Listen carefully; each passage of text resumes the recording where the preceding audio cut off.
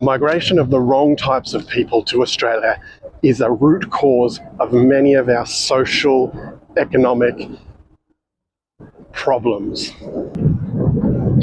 For many years in the 50s, 60s, 70s, immigration in Australia was brilliant.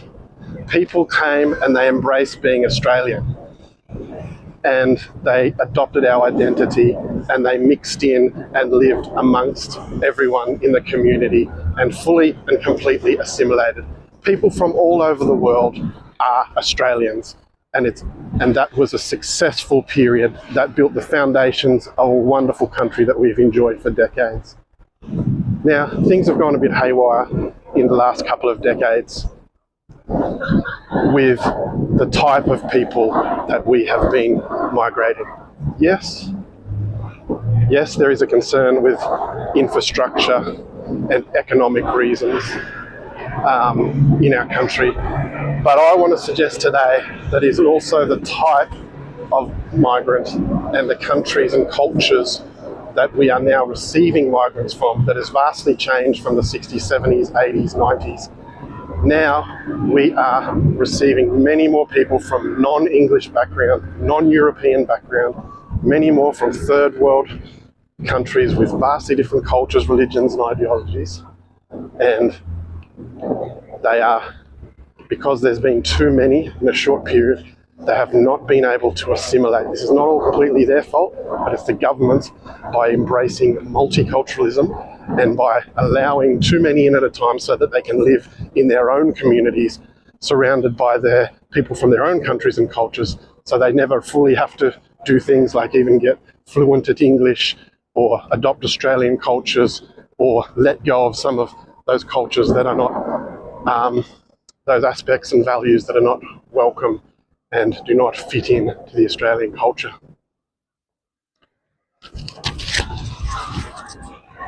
The events of the past couple of months have absolutely highlighted this with the horrific Bondi attack. I mean, back when I was growing up, I don't remember seeing any Muslims in Australia. I was not aware of them. It was not something that was even in my conscience. And it's only been in the last 20 years. And since moving to Sydney in the last 15 years, and Western Sydney in particular, it's just completely out of control and in your face. And instead of them adapting to us, they're so big in numbers that where they're living is having to adapt to them. And this is the problem. And when their numbers are that big without being fully assimilated, it's an ideal place for ideologies that are not welcome here, that do not fit here, to incubate, grow, spread and intensify. And that's what we saw the manifestation of with the Bondi attack. The other thing that we've become aware of this week that's come to light, really come to light, is how in the Sydney southwest suburb of Lakemba, there is 1,300 registered NDIS providers in one suburb. Now, this suburb can very well be described as a Muslim enclave. That is not hyperbole. If there was one suburb in Australia that is a Muslim enclave, it is Lakemba. It is a small suburb, and apparently, as shown by a map, there is 1,300 NDIS providers in a 5-kilometre radius. That's a very small area, and it actually means in that suburb there is one NDIS provider for every 13 residents. Just think about that. That's probably one NDIS registered business in every 3 or 4 houses. Now, if that to you doesn't ring alarm bells as clear and obvious fraud, then you're not paying attention and you don't understand the numbers of disabled people and who should be eligible for this and how that should be spread around the country. And you're probably not aware already of the fraud in the NDIS system that the government has known about already under Labor in the past 2 years. I think the NDIS has blown out by another $2 billion. And this is completely unacceptable, absolutely burdening our kids with future debt while they bring in people who do not align with our lifestyle, our values, and our sense of law and order.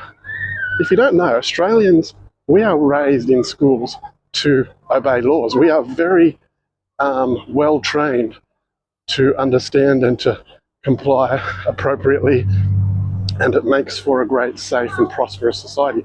These people, on the other hand, come from societies where they do what they have to do to survive. It's not their faults necessarily as individual, it's the way it is in their cultures. And it's just reality that it is very hard for them to assimilate to a society that does not operate like that. And when they come here, they have dollar signs in their eyes. They see the opportunity to make money like they've never had the opportunity before.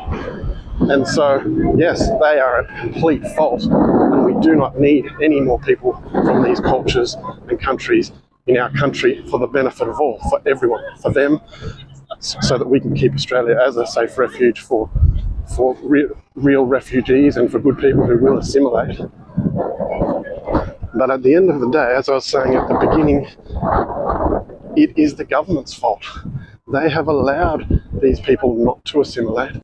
They have chosen to bring in people from cultures and countries that do not assimilate to the Western culture, to the Australian way of life, and they have allowed it to foster.